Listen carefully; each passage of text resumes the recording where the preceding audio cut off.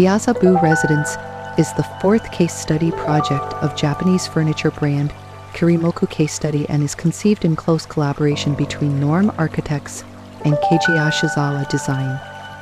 The latest additions to the collection of fine wooden furniture pieces are created as part of this complete renovation project and have its native setting in a luxury apartment built in 1988, tucked away in the quiet Nishi-Azabu residential district of Tokyo.